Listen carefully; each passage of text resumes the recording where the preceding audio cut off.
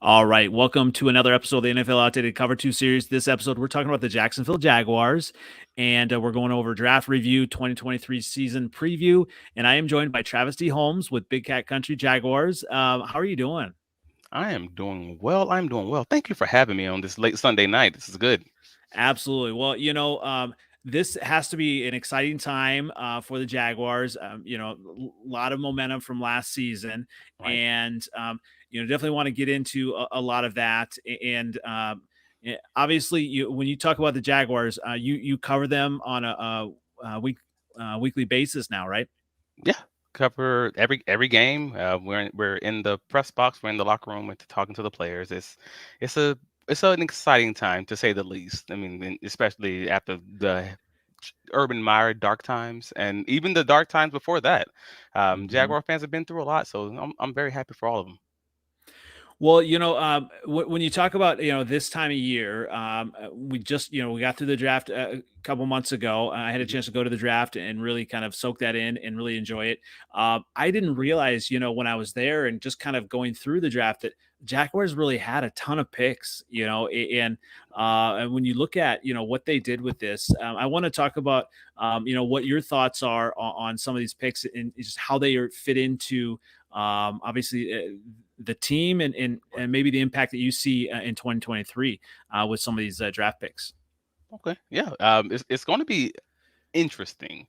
Now, you want to get into it now? Or you want to save that for later? Yeah, let's go ahead. And so I have the first few listed here, and I actually had to have two graphics for this with all the picks they had. So obviously, they're Anton Harris right on the offensive line. Anton Harris. That was, Harrison. yeah, Harrison. That was the big one. Now with the suspension, obviously the team knew about the Cam Robinson suspension that was coming down the pipeline. So that makes the most sense. But even before that, it was a known, just with how Cam had previously played. I know he had previously had the extension, which if you were to talk to a lot of Jaguar fans, we were truly split on whether or not that extension should have happened. That was before the season. So then you're getting into a season where he ends up getting injured. And you have Walker Little who just steps right on in and plays masterfully against some top defensive end groups. You have the Chargers, uh, Bosa, and he I believe played 32, 35, something like that snaps one on one. Hmm. Did really well against them, and he played well enough that he absolutely deserves to repeat that performance before Cam gets back. Uh, Now there are some questions about whether or not that was a great 6 game sample size, and he could. I mean, that's it's a coin flip. That's a very small sample size to rest your whole future on. So it's very fortunate that they still do have Cam on the roster. Hmm. Just after that 4 to 6 game, however long, we'll see what the NFL comes down with on that suspension, whether or not that's going to be that 4 or 6 games, for his PED. But nevertheless, I that's why I kind of question whether or not they're going to release him off that roster. But having Harrison now just gives them a really great situation where there's no urgency. There's no that they can play the 5 best linemen when Robinson gets back in week 6. They could leave Harrison at that tackle spot and just allow him to mature depending on how he's playing. Like there's the world is your oyster. You have all the options available, and if someone blows your doors off with the trade offer, you can always have that option. Trent Baalke. Yeah, I mean, when you talk about building a team, obviously, I mean, we'll get into the quarterback position. That's one of the most important positions in the NFL. But the offensive and defensive line, when you're really building a team long term, I mean, that's one of the most important groups. When you talk about sustained success and Right. obviously be able to move the football on the offense as well. Right. And I think a lot of this was the fact that the team was obviously looking at this like you have a quarterback who was top 3 in the NFL in time from snap to throw. So it's not like when even with them losing Jawan Taylor, they had to be looking at this like if we have a quarterback who gets the ball out very quickly and he's hiding some of those issues with the line, even if you were to have them, a lot like a Tom Brady would, um, the line might matter, but as long as you can just get them, just hold them for those first few seconds, it may not matter as much unless you just have a extremely dominant tackle, defensive tackle, defensive end scenario. Then maybe those beasts will always break the mold. They will always break any formula you kind of throw at them. But nevertheless, like having that quarterback in that situation and them being able to see that probably gave them that confidence that, all right, you know what? We'll go with that tackle, and maybe it's better to start trying to save that money now versus putting, all the money we already put into, Cam Robinson, and knowing that it's going to save us, what is it, $6 million on the cap if they were to release him, June 1st. Yeah, That absolutely. that matters. It does matter, and obviously, and we'll get back to a little bit more of the draft later as well. But you talked about quarterback and Trevor Lawrence, being the number one pick, and you saw him continue to grow. He did seem to have some hiccups last year. I mean, I had him on my dynasty team, and there's a lot of fumbles, things like that. And but you talked about the getting the ball out quickly. Is Mhm. that kind of the difference between him and some other young quarterbacks? Just how quickly he can release the ball? Well, he has a lot of things that makes him different than a lot of Hmm. quarterbacks, if we're gonna be honest about this. Hmm. And everyone already knew he was a prototypical can't miss prospect, and everyone thought this until he was provided to Urban Meyer to ruin him for a year. Before those times, everyone thought of him as that can't miss prospect. Hmm. And then we started thinking maybe we just don't watch enough film. Maybe we're just really wrong on this. Maybe all these maybes. And then he gets with a great coach who is known for quarterback whispering, even backup quarterbacks in a great system. And voila! After those first seven, oh, basically in week 8, you start seeing him pick up on all these things within the offense, and obviously a lot of that's Trevor Lawrence. But also, to be clear, a lot of that is Doug Peterson, and he is scheming those guys wide open. And we're in the press box having these conversations nearly on a weekly basis. Like, hey, man, these guys are running open. In NFL terms, that's separation. This is 4 or 5 yards. Like, this is butt naked wide open on many of these routes when he's going against these zones. So to your point, those hiccups that you were seeing from Trevor Lawrence in fantasy and in real life, and sometimes a lot of that was really just matchup dependent, and some Mm. coaches knowing very well that the Jaguars struggled against man coverage. And I made sure to make a note of that for today's conversation, because uh, the Jaguars had 4 or 5 games, I believe it was, that where they simply faced teams that played almost exclusively man coverage, and it was like week 1 against the Washington, where it was like 38% they played against man coverage. The first time they played against Kansas City, it was like 40% man coverage. And they played against the Titans in the last game of the season, and they struggled badly. And out of all these games, the most they scored was basically like 22 points. And it was an obvious thing for anyone in the press box, like, hey, they're challenging this receiving core, and they're going to make them beat them. So it wasn't just Trevor Lawrence. It was, Mhm. hey, the coaching staff is struggling getting these guys off of these jams. They're just not running past them. And maybe that was another reason that they knew that, hey, maybe we need a guy like a Calvin Ridley, because the receiving core, there's only so much you can do to scheme a guy open. Eventually, it's going to come down to those men beating men. And they needed that number one guy who can just outrun a guy. So I love this, and I feel like a lot of people when they look at quarterbacks, you just kind of say, okay, well, did they win or did they not? Are Right. are they good? Are they making the throws? Or are they not? But there are a lot of different things, and obviously, I love that you touched on the coaching and how that matters, and even the coaches in game kind of adjusting and all that, offensive line, but then obviously wide receivers and having those wide receivers are important. And when you Mhm. look at the Jaguars, obviously when they went and got Christian Kirk, I mean, he was, solid pickup. But Yeah. now, when you look at 2023 and adding Calvin Ridley, I mean, a proven, number one wide receiver. What do you kind of expect from, this offense? And then even Trevor Lawrence, when he has just that weapon added to that offense. I'm excited. And I want to be clear with you. I cover the Jaguars, but I am a lifelong from the year 1995 Jaguar fan. I am born Mm, and raised in Jacksonville, so I'm not just, hey, I'm happy for you guys. I'm happy for us. I mhm, was here when when we had Natron Means and mhm. I and remember that, Dave yeah. Caldwell and Gene Smith. So I say all this to say I'm excited for this team. I am also, because I'm a lifelong Jaguar fan, I am also someone who is beat up. Mhm. And I'm cautious in trusting the decisions that are made. So I hope and I believe, eh, we'll say believe, that Calvin Ridley can take this offense and this wide receiver core to just simply another level, because teams won't be able to do some of the things that they did against them last year. For instance, Chargers game.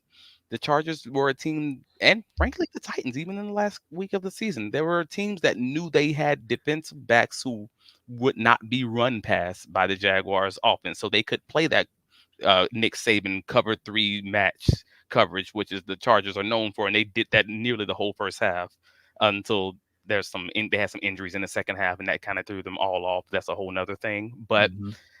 they if you have a guy like a Calvin Ridley, they can't do that. Or if they do that, they're going to pay for it over and over and over, and you're going to run them out of that defense. And that is exciting. From anyone who watches film, you like, I don't.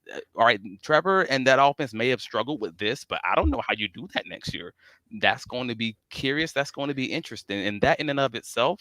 And if we can get back to that draft, I think it may give some light as to why they drafted the way that they drafted, but Calvin Ridley is Mhm. going to bring a new level to that offense, but it's also going to allow them to get more of those red zone opportunities. And I think the way that they drafted for depth and they drafted for the red zone. Those were the goals. Yeah, I mean, Evan Ingram, I mean, he obviously, had some good spots in 2022, Yeah. but it looks like, they went tight end early. They're looking to replace him. I mean, Evan Ingram, obviously, he's been a interesting character when he was in the with the Giants. Yeah. But I mean, do you really expect him to kind of hold on to that, or you see like Brenton Strange kind of taking that number one tight end spot in the red zone in the near future? So I don't see him taking that spot. And I don't know what to expect from Brendan Strange, to be Hmm. clear. I only recently got into watching Brendan Strange tape because, frankly, he wasn't on my radar, if I'm going to be honest about it. But you have to give some, leeway or some leverage to the fact that it's still Doug Peterson, right? He's known as that quarterback whisperer. He's known as that guy who's just going to breed tight ends like there's no tomorrow. So you kind of have to, hey, man, and just back up and say, I don't know about this guy, but I do know about this guy who's coaching them, and so I kind of have to just trust that and believe that he saw something that maybe I simply missed, and I'm okay with that. But I don't believe that he'll take the number one spot simply because I don't think he was drafted to do that. I think they drafted him to get into that locker room, and if they can get that extension done with Ingram, then great. And if they can't, then they have Brendan Strange, and they have a second draft before he'll, ever not be under team control. Essentially, they're not going to franchise him a second time in a row. Let's just call that what it is. So they'll at least have two tight ends in the room by that time, and another free agency draft to kind of figure out what they want to do at that point. And Um, and they even but they still have Luke Farrell. I mean, I don't know if you're expecting much from him or if he's kind of been a little bit of a bust or. he's not a bust. Not by no means is he a bust, but he is he's leans towards that blocking tight end. He is a more complete tight end in that way because Evan Ingram is simply he's a freak of nature as far as his speed, his agility, and the inability for linebackers to normally run the seams and run those vertical routes with him. He ran what it was a 4.4 40 coming out of the draft. So like Mhm, that's a wide receiver. It's a wide mhm, receiver who can also block, right? So that's a different sort of matchup. mhm. But if you looked at his highlight tape, and I've had this conversation with my friend Kyle Nash through another game. He's the one who got me back into broadcasting and back into covering the Jaguars. And we talk about this all the time. If you watch his highlight tape, 90% of the catches, 90% of those routes are just simple drag routes. They're just Mhm. they're not complex routes. He is simply running away from guys whenever he is the matchup problem when teams want to play them in man-to-man coverage because he can just run away from a guy. If you can't put a linebacker on him. I was gonna say, speaking of matchup problems, Travis Etienne. I mean, I don't know if that was a surprise draft. They had James Robinson, and he was solid. Right. They drafted Etienne, and he gets injured. But now, I mean, he comes Yeah. comes in, last year, and just a solid player. What do you see from him in 2023, and then maybe even Tank Bigsby, coming in as well, and what his role might be? They drafted a guy named Tank, Mm. man. This is if that doesn't tell you everything about what they felt they needed. And when I say they drafted for depth and for the red zone, this is one of those examples. Brandon Strange is also one of those examples. I don't see him blowing up the stat sheet, but I also could see him chipping away at that Evan Ingram, stats. I know he only had the 4 touchdowns last year, and he may not get that this year because I truly feel like they are building a deeper team across the board to try to make sure that they cure all the issues that they had in the first 7 games of the season last year. So many people don't know because they just know the Jaguars ended strong. What they don't Mhm. remember is how the Jaguars started the season. They started the season struggling in the red zone. And in a lot of those tight losses, that is what you're remembering. That's what you're going back to, especially going into your bye week. All right, well, how do you cure that?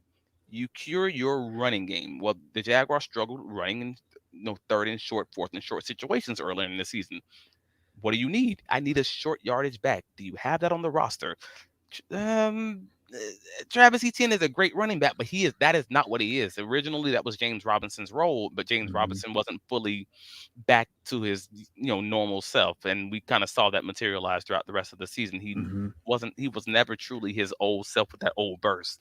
Well, enter Tank Bisbee. Now you have that short yardage back who can you can just give that rock when you're trying to tire a team out in the second half, and you have the lead.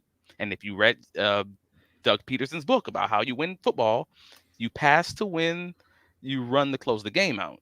He believes that to his core that you're going to pass the ball in that first half and you're going to end the game just running the clock out.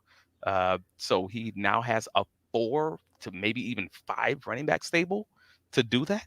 I'm not sure what Travis Etienne stat wise is going to truly end up with if you're a fantasy football person, because this might Mhm. be the Philadelphia Eagles' old offense with multiple running backs. You got 2 running backs with 1,000 yards and 3 running backs with 5 to 7 touchdowns, and none of them you can really lean on a week. Like, I don't know what to expect from that.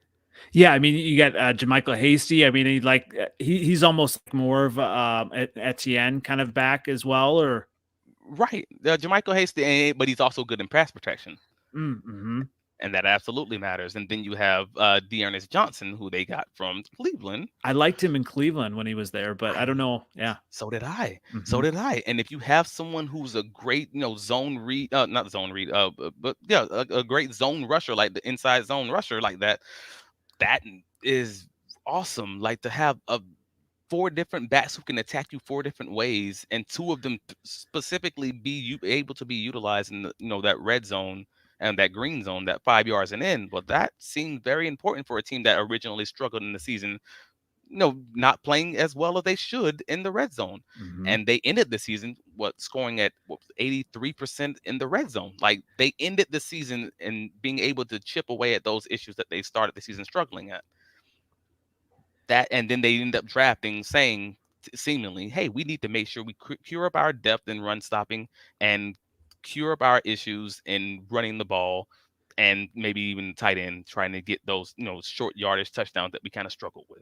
Well, we'll get to the defense in a second, but you touched on a little bit the fantasy football. I mean, you know, um, I do have in my dynasty football league, I do have Trevor Lawrence, and it's a super flex. So, Hmm. you know, I'm excited what he can do, what he can provide. When you look at redraft leagues and things like that, what players are you able to kind of really rely on? I mean, you said Etienne might be touch and go as far as how many yards he gets within the offense, or Well, I'm less worried about his yards because even when you had the Philadelphia Eagles, running back core under Doug Peterson, you still had your main running back, but then it just feels more like that Detroit Lions offense from last year, where you Mhm. have the guy who's going to get the majority of the yards, but there's a coin flip on whether or not he's going to get the touchdowns. That's Mm-hmm. what I question, and I'm just questioning that based on who Tank Bisbee is, not necessarily what he's shown us, because there's not much to go on right now as far as NFL film. So it's all projection.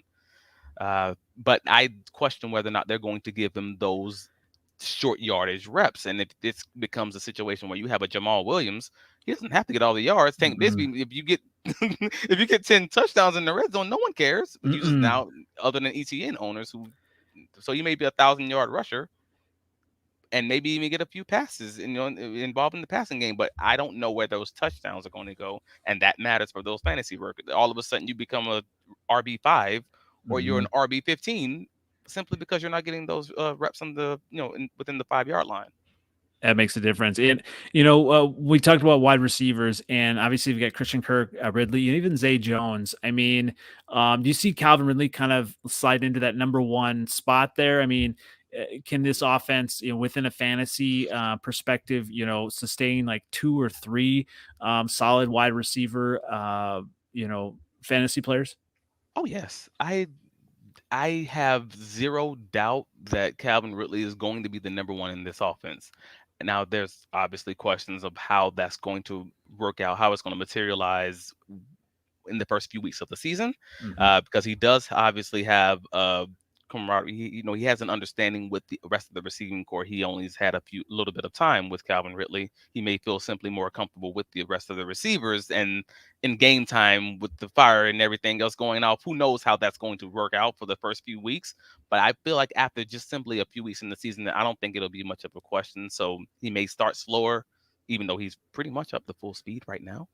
But over time, I don't think it's going to be much of a question that who's going to be your number one in the offense.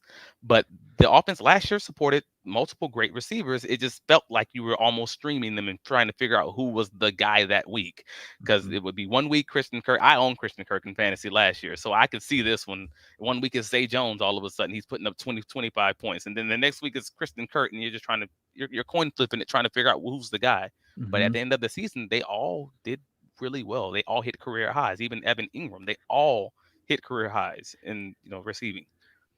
So I like this too. I feel like, and obviously in being a Bears fan, when you add just another number one wide receiver into that, it only helps obviously other wide receivers because defenses can't key on any one of them. I mean, so it also is going to help Trevor Lawrence in the long term. So he really Trevor Lawrence could be the beneficiary, of a Bingo. really solid season. I mean, do you Bingo. see do you have kind of projections at this point where you think how high the ceiling could be for Trevor Lawrence this year? I mean, how high the ceiling could be? I think the ceiling could be he could be the number two quarterback in football. Mm, And I don't think that's being insane. He was a number three quarterback in football the second half of the season last year, only behind Pat Mahomes and Joe Burrow. Many people didn't know that because they were looking a whole season long. But if you only look at the second half of the season, he was the number two quarterback in fantasy football last year, number three quarterback in fantasy football last year. And that's kind of crazy. Uh, so all that to say, you know what? His ceiling has to be top two, maybe even top one. But I'm just not wild enough to say that. I might be a Jaguars fan, but I don't want to. mhm. I don't want to be a homer just yet. Uh, not before I see it. Well, it's interesting, and I don't know, what's your thoughts on Justin Herbert? I feel like Justin Herbert gets a lot of the publicity, saying that he can make all the throws and this and that. Um, but Trevor Lawrence, I mean, he has to be a little bit above Herbert, doesn't he? I want I so that's such a hard one because Hmm. I'm trying my best not to speak with my heart. And that is a very difficult one because I've seen all of Trevor Lawrence's passes. I've seen all of his incompletions that should have been epic highlight reel throws that were dropped by the receiver or fill in the blank thing. Uh, Hmm. so I'm slightly biased in that because I'm saying, hey, Trevor Lawrence should have had fill in the blank yards and touchdowns last year, but his receivers failed him here, and we can go down that list. I can't Hmm. say the same thing for Justin Herbert, but his receiving core was, I would generally say better Hmm. outside of their injuries. But Trevor Lawrence, I believe, is a better quarterback than Herbert. Herbert plays with the better team overall and a worse coach. And that's a Mm-hmm. weird dynamic of where the winds come in, all of that, and how that all fits together because quarterbacks don't play on an island. Mm-hmm. But they're both great quarterbacks. At the end of the day, they just play differently. They play in different schemes, and I give Doug Peterson all the credit that that man pencil whips coaches frequently. And it's easy to see it when you're looking at it. It's like, all right, cool. The quarterback's struggling here, or this game is like, oh no, the coach has absolutely struggled here, but he figured it out in the second half and changed it up, and this is why this worked. And it's really cool. It's really interesting. Well, speaking of coaches, go ahead and bring that up. We'll get to the defense in a little bit, but when obviously you went through the Urban Meyer just debacle. I mean, he just was Yeah. not ready, not into it. Um, when you were kind of considering coaches, I was wondering, because I grew up Byron Leftwich, Yeah. at Marshall being carried. I'm just and just the what he did in Tampa Bay and all that. Were you surprised they went with Doug Peterson as opposed to Byron Leftwich? I think it was the best mistake they ever could have made. Uh, Mm, and it's a weird thing because I don't think that Byron would have been a bad choice. Contrary to popular belief, contrary to the hindsight we have with how Tampa Bay played last year, whatever. mhm, Tampa Bay had a lot of issues, and a big part of some of those issues were Tom Brady's arm mhm, strength. They just simply had to cut out a third of their playbook. They couldn't even throw deep outs to the hash, to the opposite hash, because he didn't have the arm strength to do it. That's a rough thing for a vertical team that can't throw vertical. Uh, so that's a weird situation. However, I think Byron would have worked out just fine in Jacksonville. I also can, in the same breath, say that Doug Peterson has also worked out tremendously for the Jaguars. And had the negotiations not gone the way that went, or they were rumored to have gone, and Byron being offered the position reportedly, and then wanting to bring in his own GM because of having that comfort with, I believe, the GM out in the at the time the assistant GM out in Arizona, mhm, and the ownership group in Jacksonville scoffing at that one, and then circling back to Doug Peterson, who was the first person that they interviewed in this process in the first place. It felt like you were circling back, not out of want necessarily, but out of necessity. mhm, And again, it's the best mistake they probably could have made because he is a really good coach that is really good for a young quarterback and made it very easy for Trevor to hit a lot of growth really quickly. I think Byron again deserves to be an offensive coordinator somewhere. I'm actually kind of shocked that he's not on the staff somewhere, and that mhm, could be by choice, but I don't mhm. know. Yeah, it'll be interesting. I feel like I mean, obviously there were a lot of things wrong with Tampa's offensive line, those type of Hmm. things as well. I'd love to see him as a head coach, somewhere, obviously in the next cycle. And when you look at the other side of the ball, the defensive side of the ball, who are some of your key players for the Jaguars this year that you're going to need to step up? So that's fun. This is a fun question because when you say step up, it indicates that these are people that were previously on the roster versus someone who was not on the roster. And I'm weird, and I'm gonna acknowledge that I'm weird about this. I only have seen him play in college, and I'm a fan of what I believe the role that I believe he can fill in this offense simply because of the skill set that he has. In my opinion, Yasir Abdullah is going to be the guy who's going to play that Dante Fowler, Yannick Ngakwe kind of rotational pass rusher role.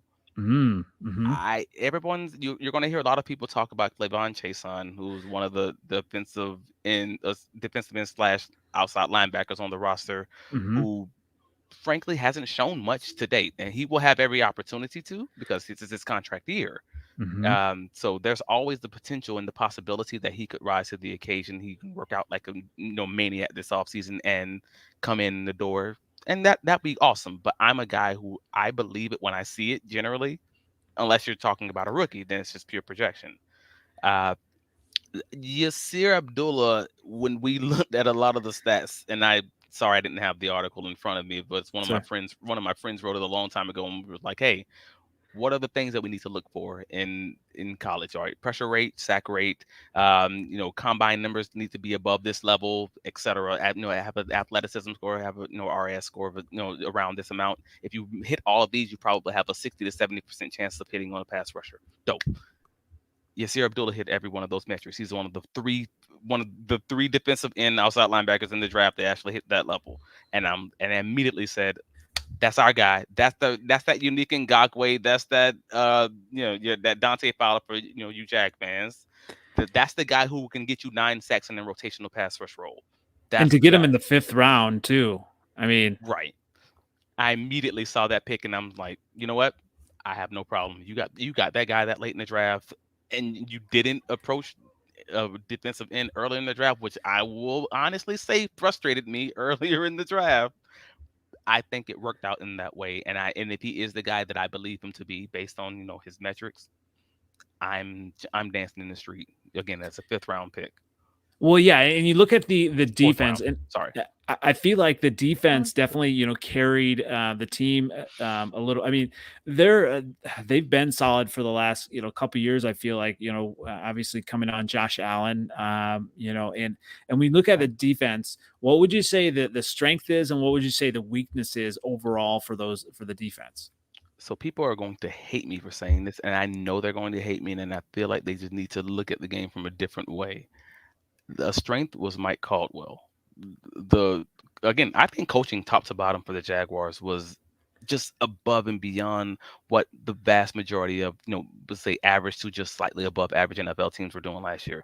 The man was he made great meals with the ingredients that he was given. The ingredients that were what they were, and I think we started seeing later in the season, hey, some changes needed to be made to play this guy in a different role, or they're cross training Trayvon Walker in both defensive tackle and outside linebacker this year. They're seeing some of the better ways of playing with these different packages and things of that nature, and all of that. And the way that he ran those different defenses and changed his defense up week to week to week with the coverage that they ran, I thought was great. Great job. I think that was an absolute strength of their defense because he had some major weaknesses that he had to hide and probably lasted as long as he possibly could, bandaging it up, hiding some of these flaws. For instance, Shaquille Griffin, like that was Hmm. a known issue early. And when I say early, I literally mean week one.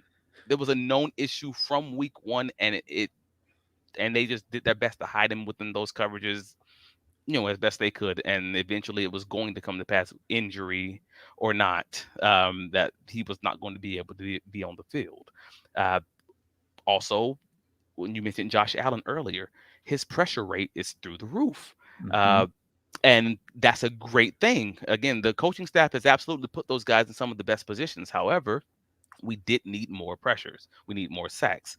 The pressure rate through the roof, but sacks were also bottom 7 in the league. So it's a weird dichotomy because I mean, you've been in football a long time. All the historical articles that they talk about sacks and turnovers being a real finicky. They're real finicky. You can be a top. What was it? The 2021 Indianapolis Colts were second in defense for turnovers in 2021, and then 2022 they were 19th in the league with Hmm. minimal Hmm. changes on the defense. Same thing for the Pittsburgh Steelers the year before that also. Uh, well, the Jaguars last year were their major strength. They were 27th in turnovers. Sorry, they had 27 turnovers, tied for 4th in the league last season. That's an obvious major strength. But again, turnovers are finicky. Hmm. Are they in the playoffs without being 4th in the league in turnovers? Do you believe that they're going to be 4th in turnovers again this upcoming season? If they're not, that offense has to be significantly better to make up for that. Like, and the same thing with the sacks. They were 7th worst team in the league with 35 sacks. Nevertheless, they also were the 4th ranked team in the league in pressure, which is sacks and pressures combined. So that means that they probably were better at rushing the quarterback than we're giving them credit for with those Hmm. limited sacks. And that's why they didn't go out and look for another high, drafted defensive defensive end, and they didn't even draft. They didn't even sign a free agent for that matter, which I'm actually shocked about. But I can see their logic. Were you surprised then in the draft then when they went, a couple of the defensive backs then as well, or? Now that's a whole nother conversation. I Hmm. can at least acknowledge I can understand their logic in the draft based on the data that of what happened last year. I didn't understand not drafting a nickelback specifically. We have Trey Herndon, who is our starting nickelback going into this offseason and seemingly going into camp. Uh, I I probably would not have gone that route. I'm okay with him being there to compete, but I probably would have drafted a guy, maybe in the second round. Um, I fully understand Anton Harrison was their guy. They said early that he was going to be their guy in the first round, and they were even talking about potentially trading up for him. So Mm, he was their guy, point blank, period. So cool. You're not going to go for one of the first round guys, but that it would have been a little bit shocking not to draft a guy in at least the second round mhm, and mhm. going the Brendan Strange route, and or even using some of those additional picks that you gained, trading back twice, with the Anton Harrison pick and trading up into the second. That's a little bit curious. I can say because and Trey Herndon was not your greatest asset in the secondary last season. But they did bring in, a few late round options. Kristen Broswell from Rutgers, Mhm. and he's going to be one of your slot options. And I believe there was a second one they brought in like late, maybe in the seventh round. Is that Hallett or in the seventh round they got Uh, Hodges, Fohasek, and as a slot Parrish. option, yeah, it might have been Hallett, yeah, as Yep. a way he can play in the slot also, and that's what they were discussing. He was training with the cornerbacks at one point, doing OTAs and also with the safeties. So that's another option you may have to be able to compete with Trey Herndon. But right now, it seems that it's Herndon's job. So when you look at overall kind of the Jaguars training camp, I mean, what are some of the storylines? Obviously, some of those battles you're going to be looking at. What are some other training camp storylines that you're going to be focused on? All right, so my major storylines is going to be, well, you first have the injuries to the offensive line. So we have well, Ben. Branch, Okay. Yep. Ben Barch, Ben sorry. Barch. Yep. So we had Ben Barch, goodness gracious, I apologize, who originally was injured last year, and he seemed to be holding his own as far as making that position his after that first game, where he got a little bit thrown aside by that interior Washington. That defensive, that Oh. inside of the defensive line is just amazing, and Hmm. Hmm. they do that to everyone. But Hmm. outside of that, he seemed to be on top of his game and like kind of solidifying himself before getting injured. Well, now you have that competition between him once he is back up and running, because they don't believe that he's going to be 100% at the start of camp, but he should be good potentially around the end of it at least. So you have the competition between him and Tyler Shatley. Um, Not to mention you still have the Cam Robinson, coming back after that sixth game. So just basically, let's just say the O line shuffle. What's going to be that true starting O line when you're getting into week 7, week 8? Those are the things you're looking for, and not to mention how are those injuries healing as far as are you going to even have a strong offensive line by the end of training camp? Were those projections even on like correct? The second thing I would say is kind of what I was mentioning earlier. How is that pass rush rotation going to how is that going to, I guess, flail out? How is that going to land? I mean, you have the Jordan Smith, which we didn't talk about earlier, Hmm. but if you're talking to Jags fans, they're always going to mention Jordan Smith, because hey, he had all the metrics and everything. Kind of how I feel about Yasir Abdullah, they feel about Jordan Smith. He just hasn't done anything in the league yet. Also, that Clavon Chason Hmm. versus so you got Yasir Abdullah, you have Clavon Chason, you have Jordan Smith. How is that pass rush rotation going to um, figure itself out in training camp? Because someone's going to have to take those Arden Key and Dewan Smoot snaps that we didn't get last year. And I know they didn't have a lot of sacks, but they had a lot of pressures and they showed themselves in the second half of the season. Someone needs to take that and show us something. Otherwise, we're not going to get the sacks we need to be a successful team. And the third thing that we were just talking about, actually, the Nickelback competition. We Hmm. have three guys, and we really, if you're a Jazz fan, you probably don't want Trey Herndon to be your guy. Um, so you want to see one of those two rookies push him if possible, or the Jaguars maybe sign someone late off cuts, but we'll kind of see what that looks like. So yeah, and when you kind of talk about like overall season wise, you know, that secondary is going to be important when you talk about the rest of the NFL. Look at the schedule. What are your Mhm. expectations? Obviously, they playoffs last year, playoff win. Played the Chiefs pretty tough. So what are your expectations for this year? Going into 2023. I mean, it's gotta be division champion, Mm-hmm. playoffs, or bust. Like I feel like that's really scraping the bottom of the barrel, bare minimum. Don't, if you're not a team that wins this division this year, I truly feel like you misdiagnosed your team in the offseason. Like you did a bad job self-scouting your team and what you were strong at, what you were weak in. And there are arguments to be made here. I want to be clear on this. Again, I'm able to not look at this with my Jaguar Homer my Jaguar Homer glasses on and say, all right, there are two arguments to be made. Argument one is the Jaguars had a 4-2 record in a just a terrible conference where they were 2 minutes away in week 18 from losing to the Titans and not making the playoffs and not winning that conference. And if that happens, are the Jaguars approaching this offseason in the way that we approached this offseason this past season? Like, would you be comfortable with the way that this offseason was approached as far as a resource building, as far as the people that were added? Probably not. You're probably not Mm-hmm. happy about that if your team didn't make the playoffs and you felt like it was theirs to take the second half of the season. And then there's the opposite is, well, no, they added Calvin Ridley. Like he's going to change that offense, and I fully do believe that. Mm-hmm. Uh, they added, the thing that they struggled with early in the season, kind of what we talked about earlier. They're going to be much stronger in the red zone. That offensive line is going to be much better. We didn't even talk about Josh Wells, Mm. which gives them an entirely another aspect. If he's good enough for Tom Brady, who was the top guy in the league as far as time to throw, then he's good enough for Trevor Lawrence. Like that's a whole nother thing that gives them more competition. Uh, there's they expect growth and maturation from Trevon Walker and Josh Allen to maybe convert more of those regression to the mean, convert more of those pressures into sacks.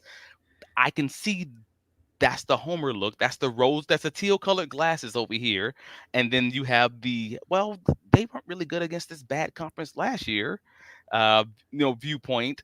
And neither one of them is wrong necessarily. Like, so maybe somewhere in the middle. So my projection at that point would kind of probably be somewhere like, I think 9 wins has to be the floor. Mm-hmm. And the ceiling is more likely like, the ceiling, if this thing hits on all cylinders, 14 wins? Like, Wow. Yeah. like that and that's not even me being crazy about this. Like Mm-hmm. it's just so the Jaguars, many people don't know, were the least injured team in the NFL last year. Mm-hmm. That's another reason that they probably attacked the draft in the way that they did, because they know that's not going to be there's no way that the football gods are going to be able to duplicate that, right? Like something's going to happen. As far as starters, games lost from starting individuals at the first week of the season, they were the least injured team in the league last year, and they know that that's just not going to happen again. So they Mm-hmm. needed more depth. I get it.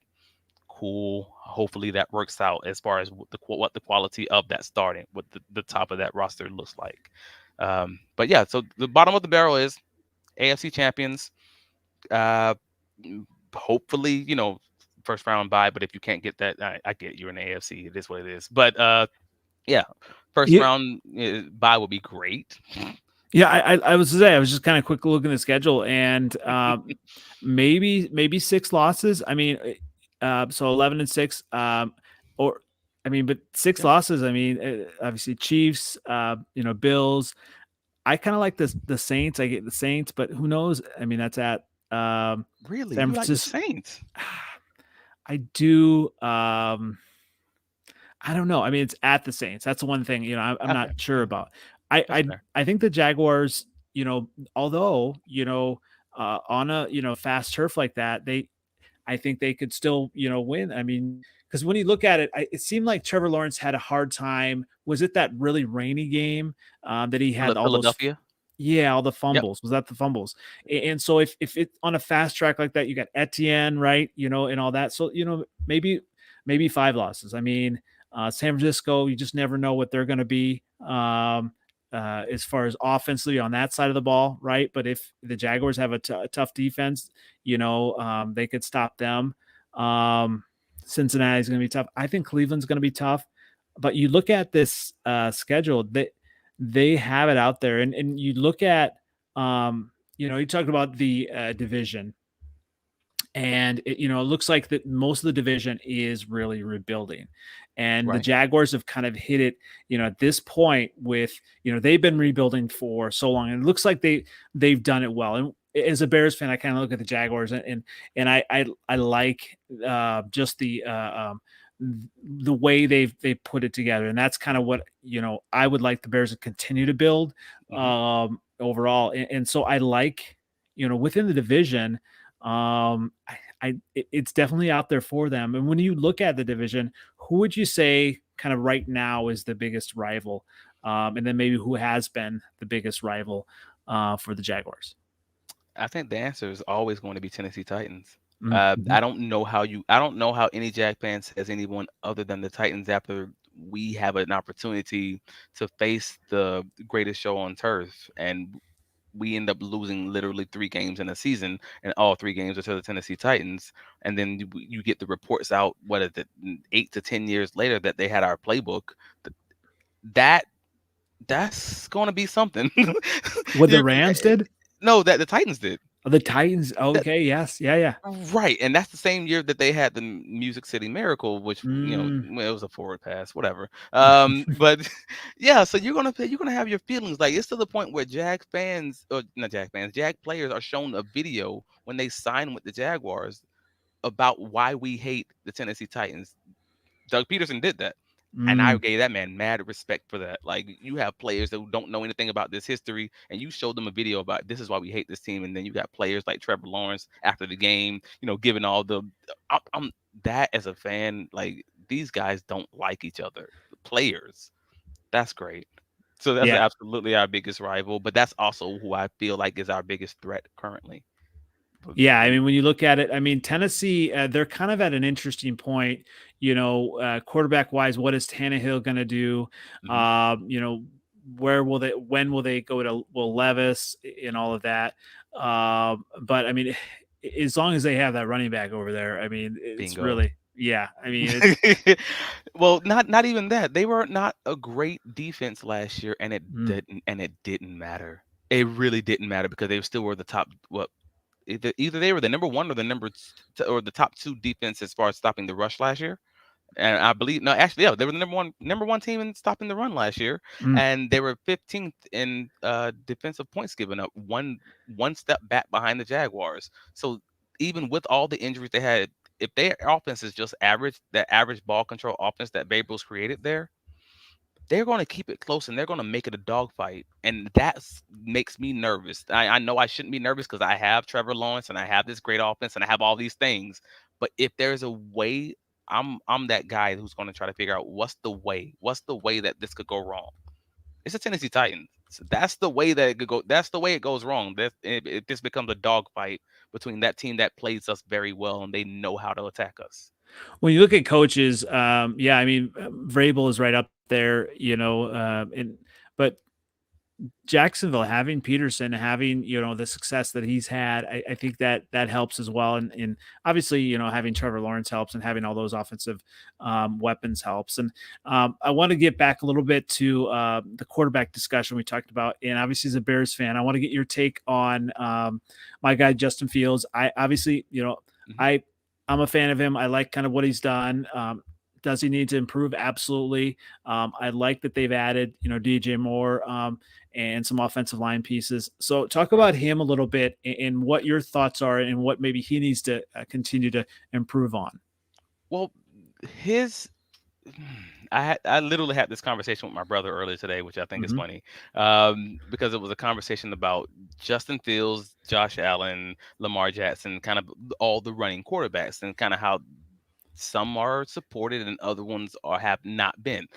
I think you know which side of the line I'm falling on with this one with Justin Fields. I don't think he's had much, if any, of a support staff, and I think we all knew that going into this past season. Like Hmm. the Bears front office just said, hey man, this is a throwaway year. We're Hmm. we're we're not trying to do anything to support this guy. And let's just see what we have, Hmm. and that stinks. But he also in that process showed when the house is on fire, he can grab a lunch pail and he can try to do as much as he can do, and he showed that he's a superstar in that way. And now he still has some growth, but I think if you can get him into that right offensive system, that's going to work well for him, where he doesn't have to or doesn't feel that he has to run the ball all the time, just as this little get out of jail free card.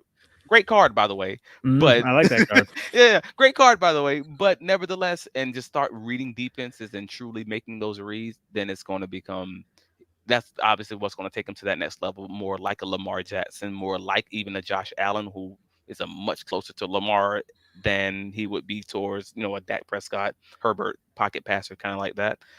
Those kind of vertical offenses that where they can establish the running game, things of that nature. So it's interesting. I think you talk about running quarterbacks, and when you look at Fields, sometimes he gets obviously lumped in there. In college, he didn't do as much of that, and Hmm. obviously he had to in 2022. And a lot of times it's easy to kind of sit back and say, okay, well, he's running quarterback, he must be tiny, and you kind of like then compare to like Kyler Murray. Oh And no. right, and so I did hear on the radio some discussion about some of the people that cover the Bears. They didn't realize when they saw him up close how big Justin Fields really is, Right. and how solid he is. And That's talk why I about. compared. Yeah, that's why I compared him to Josh Allen, like a linebacker. Mhm. No, no, he's not, he's a bigger guy. He's a more of a Cam Newton mold than he's going to be a Kyler Murray mold. Mhm. And when you look at obviously these quarterbacks, there's so many quarterbacks, good quarterbacks now. I feel like we're in a really good era with quarterbacks. I mean, there's so many solid quarterbacks with so many different things, and Right. Trevor Lawrence and Justin Fields. Talk about kind of maybe some comparisons between the two of those. Trevor has grown a little bit, and you said kind of Justin just needs to continue to Well, read defenses, things like that. so that's the fun part, though. Like, how much of that am I putting on Justin versus how much of that am I putting on the coaching staff that's surrounding Justin? Like, the whole conversation we just had, this Hmm. incredible, great conversation talking about Trevor Lawrence and how he's not in a vacuum, even though we like to view quarterbacks in a vacuum, right? I mean, he's the same guy who was being coached under Urban Meyer, who's now being coached under Doug Peterson, but he's looking significantly better because he has a support system. He has the players.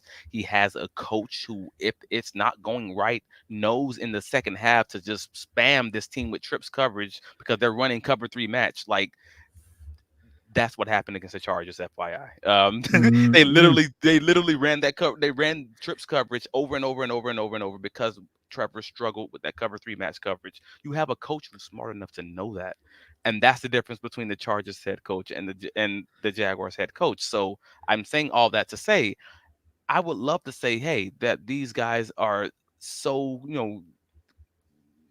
it's so hard to compare these two Hmm. because one has a tremendous support system that anyone who spent just a modicum of time around the locker room knows that this support system was made for a quarterback. They literally had five different people who either previously was an offensive coordinator or a previous quarterback coach in that locker room for Jacksonville. And I can't say that they've done that same thing to support Justin. If Justin Hmm. fails, he fails, and that's Hmm. fine. But if you're failing him simply by lack of effort and lack of support, then that's a whole entirely different thing. And so Hmm. it's tough to judge him based on what we've seen when we've seen what Jacksonville invested to make sure that if it didn't work with Trevor Lawrence, it was because of Trevor Lawrence and not Hmm. everything surrounding him. I haven't seen that effort being put into the supporting of Justin Fields to say that. So it's hard to judge a guy who's frankly out there just with his drawers on, running away from everyone to try to just to stay alive because Absolutely. it's life and death, right? So what about the other young quarterbacks? I mean, obviously you got a couple in the division that are going to be playing against your Jaguars. Obviously CJ Stroud, Bryce Young, but then even Anthony Richardson. What are your thoughts on those three young quarterbacks? That's gonna be a fun one. Well, when you have Anthony Richardson, which I live in Florida, so we all have our opinion of him. Or that can be, frankly, it can be a coin flip. Like depending on how they want to run that offense. But I thought he was a solid quarterback at Florida, and that's funny to say because if you ask Florida fans, you're going to get just wild, varying answers on this. I thought he was a solid quarterback at the vertical passing game, which most young quarterbacks are, and then he just struggled at some of the shorter, basic throws, which seems to come down to mechanics. I'm not sure where to go with that because that's not significantly different than a Josh Allen, but Josh Allen went to a small school. Mhm. Florida, they like Josh didn't have the support staff Florida kind of does, so I don't know how to feel about that without knowing the guy personally, seeing his workout. I don't know the things I don't know there. So I had a chance. I did interview the quarterback coach that helps train him, Okay, and since 10th grade, and he talked about how with Florida, he Anthony and his personality had to really try to fit into kind of what they were doing. okay, And even in the training, and obviously this is a little bit biased as well. He's worked with them since 10th grade, but right. they saw him kind of like even post in the draft prep, really kind of taking that next step as far as this is who I'm going to be, and so that'll be interesting to see kind of what the Colts staff does with him. I mean, Right. coaching is huge. He's got a lot of that potential there. So that'll be interesting to see as well. Yeah, yeah. I think so. I think it's going to be interesting for sure. I don't know how that materializes into wins and losses. But Yeah, yeah. I mean, knowing that your quarterback is frankly a coin flip, then I don't know Hmm. I don't know what that means for your team. But that's Division, yeah, division. They're going to be. It's going to be a few years, I think, for the Colts. yeah. Well, it could be. It could be. Mm. Now that's an entirely different conversation that I had an argument with some of my friends on Twitter about. Because I say this, is that team better simply because they have a mobile quarterback? Mm. Doesn't even have to be a better quarterback. Just they had a not a great offensive line after their injuries last year, and then they Hmm. had injuries to the running back position also. But if you take that exact team from last year and you give them a mobile quarterback, is that not a significantly better team? Like, if that team all of a sudden just get to 500 simply based on that and only that? And that's the benefit of a lot of these rookie quarterbacks is Hmm. that get out of jail card we talked about a little bit ago is if you have those guys that can just simply extend those plays and give you those free yardage, that those free 3-5 yards scrambles and or toss after they extended the play, then does that not benefit your team and kind of just it changes the math a little bit, I guess, is what I'm trying to get at. It puts more pressure on the defense as well to Right. continue to work, and it tires down the defense, even if you have solid defense. But it makes But them work harder. right, so their defense did get worse. There's no question. The Hmm. Colts Hmm. defense did get worse, but if you're just looking offensively, I'm not even sure that they're worse. I think they actually might be better, even if he just plays like an average and quarterback. And for a rookie, that's what you're hoping for. Just Hmm. give me average with that running game, and maybe we can kind of tape this thing together. But yeah, with the Texans, you have uh, Bryce Young. Or yep, CJ Stroud Oh, with the CJ Tex. Stroud, sorry. Yep, yep. Flip it. Yeah. For the Texans, you got CJ Stroud, and that's going to be again that kind of the same situation, and it sucks because the Texans have a worse roster, but they don't have a bad defense. And that's a Mm, weird thing to say. They were so bad last year mainly because that offense was so bad. it was. I And I that I would say I went to the Bears game, and the only reason they lost to the Bears was because of Davis Mills. Throwing that interception, right? I mean, they were really controlling that game. So yeah. right. Right. So it's the question of like at this point you're just begging for average. And that's kind of what I was hitting at earlier. Like you truly are just hoping for average. If you can just get that guy who's going to just make the basic throws, let you lean on that running game, let you lean on that defense, which had the same amount of turnovers as the Jaguars last year, literally tied, also fourth in the league for turnovers, and they played the Kansas City Chiefs late in the season. Like they should have beat them then. Like we've Mm. seen this team is a really good defense that just has no sense of an offense. You give them just that small heartbeat, and you have a dogfight. Like Well, people don't want to say it, but there's a potential for that. and you have D'Amico Ryans as well. I mean, he's just yeah.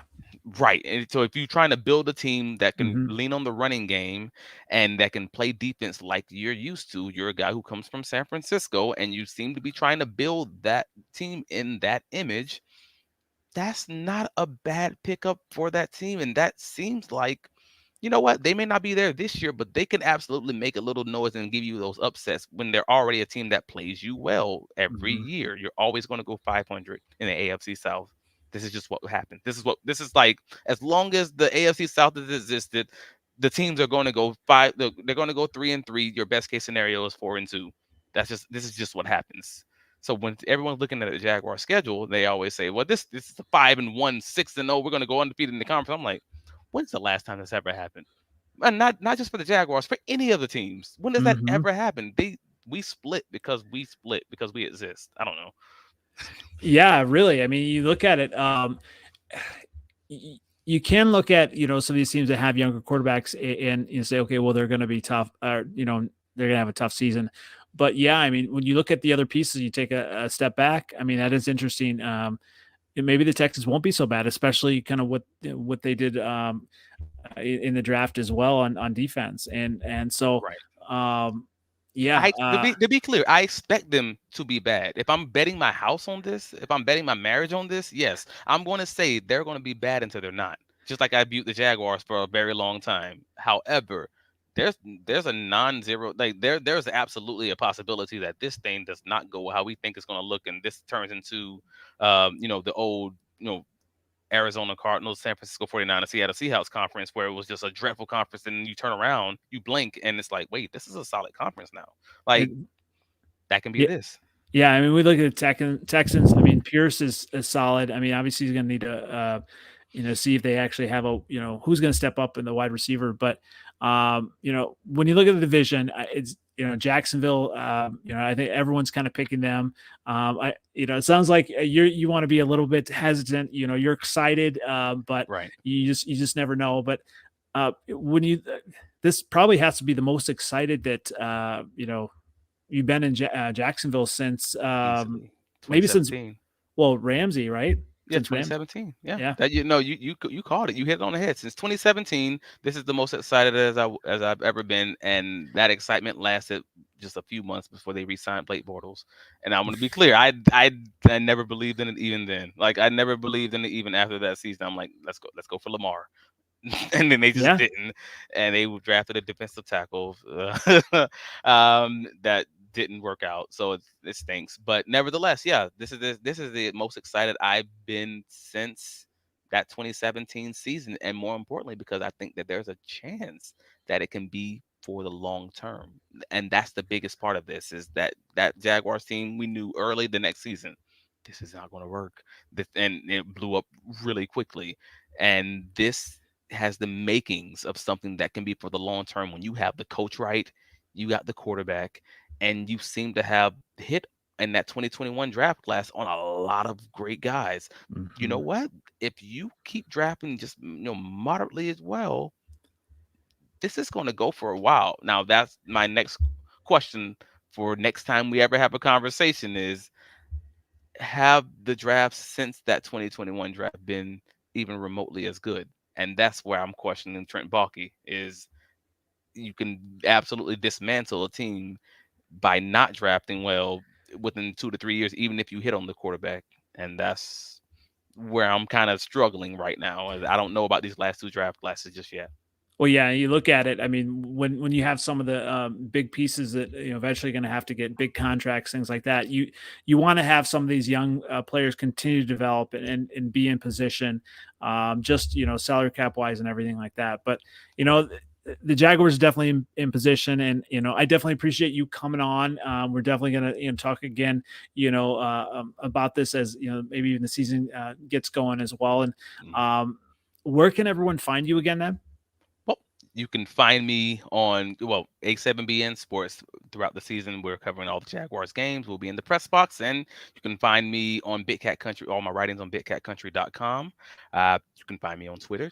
Trav likes bacon. Please don't judge me. I just happen to be one of those vegans that also likes bacon because I wasn't always a vegan. You can find me on Facebook, Travis Holmes, and I do appreciate you for having me.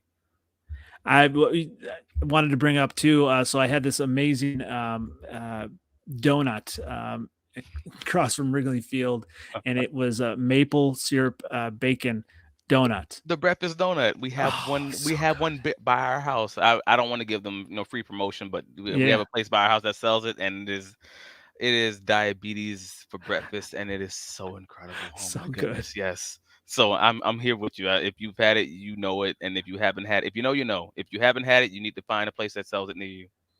Great stuff. Well, thanks again. Once again, it's been an NFL Update coverage series on the Jacksonville Jaguars, and I'll give you one last shout out, Duval. Oh yes, Duval. Let's go. Thanks again. Thank you.